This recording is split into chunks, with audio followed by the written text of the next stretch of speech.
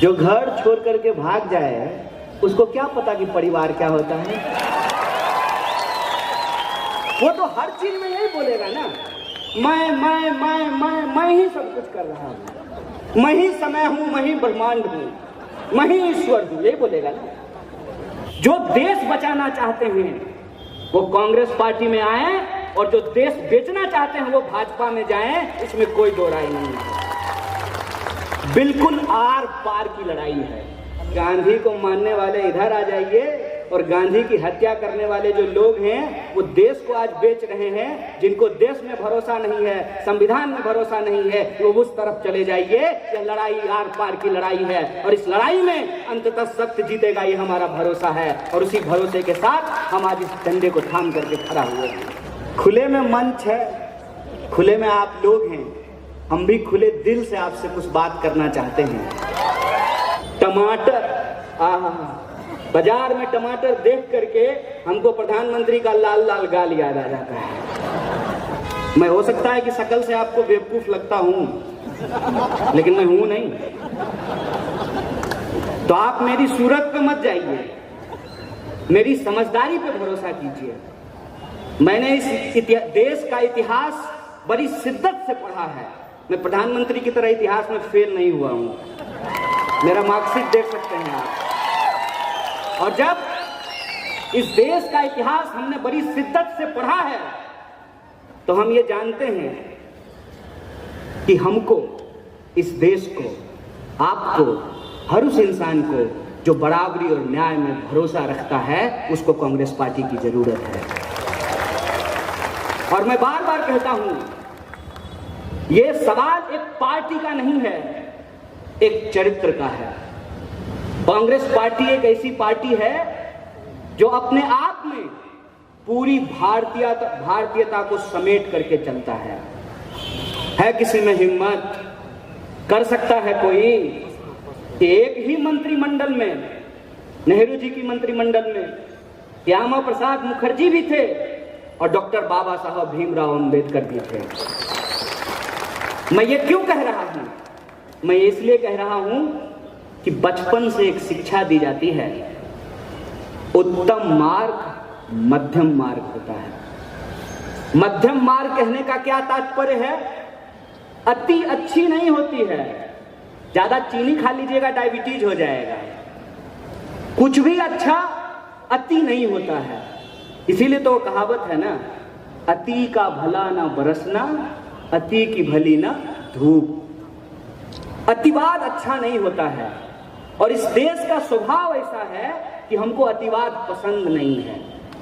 तो जब मैं कहता हूं कि कांग्रेस का चरित्र इस देश का चरित्र है तो इसका यह तात्पर्य है कि हम एक बगीचे में हजारों तरीके का फूल खिलाना चाहते हैं। इसीलिए हमारा रंग एक रंग नहीं है, बहुरंग है, जो तमाम संस्कृतियों को अपने आप में समेटे हुए है। और मेरा यह दावा इसलिए है कि मेरा व्यक्तिगत अनुभव है। एक मित्र ने कहा, प्रशंसा में, मोहब्बत में अक्सर जुबान फिसल जाती है। कभी कभी आशिक कहता है कि झील सी आंखें हैं। आंख ही है भाई, झील नहीं है। तो ऐसा होता है, प्रशंसा में हम अतिशयोक्ति कर जाते हैं, ये दिल मांगे मोर टाइप से। सच ये है कि आज इस देश के नौजवानों को, जिनको देश से प्यार है, जो देश बचाना चाहते हैं, वो कांग्रेस पार्टी में आए और जो देश बेचना चाहते हैं वो भाजपा में जाएं, इसमें कोई दो राय नहीं है। बिल्कुल आर पार की लड़ाई है। और मैं पिछले कई सालों से मैं अलग अलग मंच पे जाकर के भाषण दिया हूं। इस हकीकत को हमको टीवी में नहीं, अपने जीवन में देखने की जरूरत है। क्या कहते हैं? ऐसा प्रचार, पता नहीं देश क्या हो गया है ना, एकदम ऐतिहासिक हुआ है। आज से पहले 100 रुपए लीटर कभी भी डीजल नहीं बिका है। बोलिए देश ऐतिहासिक हुआ है कि नहीं हुआ है? 45 साल में सबसे ज्यादा बेरोजगारी है। और ये मैं अपने मन से नहीं बोल रहा हूं, अपने मन से अगर बोलूंगा, एक झूठ अगर हमरा पकड़ा जाएगा तो अगली बार मैं आपको जेल में मिलूंगा।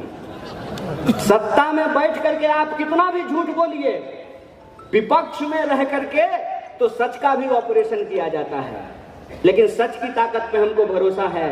इसीलिए तो हम कहते हैं कि गांधी को मानने वाले इधर आ जाइए, और गांधी की हत्या करने वाले जो लोग हैं वो देश को आज बेच रहे हैं, जिनको देश में भरोसा नहीं है, संविधान में भरोसा नहीं है, वो उस तरफ चले जाइए। यह लड़ाई आर पार की लड़ाई है, और इस लड़ाई में अंततः सत्य जीतेगा, ये हमारा भरोसा है। और उसी भरोसे के साथ हम आज इस झंडे को थाम करके खड़ा हुए हैं।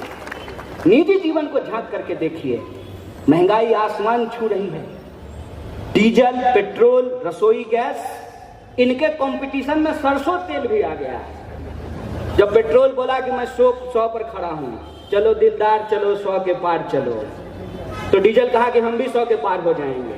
तो सरसों का तेल बोला कि क्यों, तुम दोनों मिल करके 100 हो, हम अकेले 200 के पार चले जाएंगे।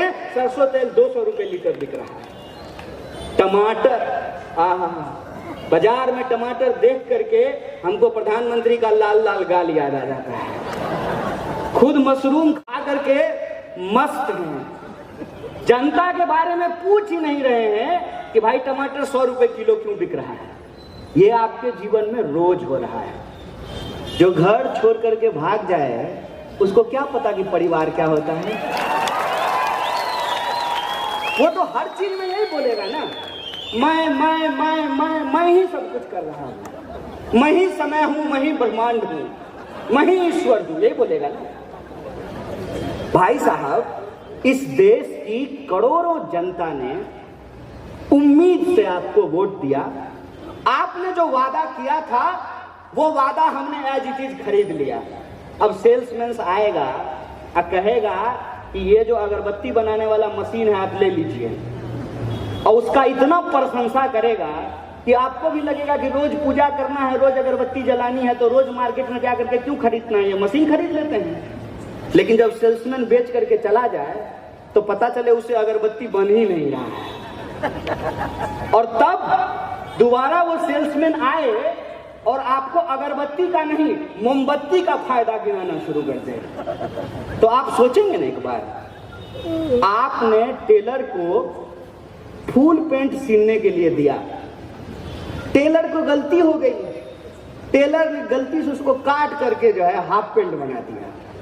जब आप फुल पेंट लेने के लिए गए तो टेलर जो है अपनी गलती नहीं मान रहा है कि साहब हमारा काम पे ध्यान नहीं था, काम करने के वक्त तो हम नेहरू कर रहे थे।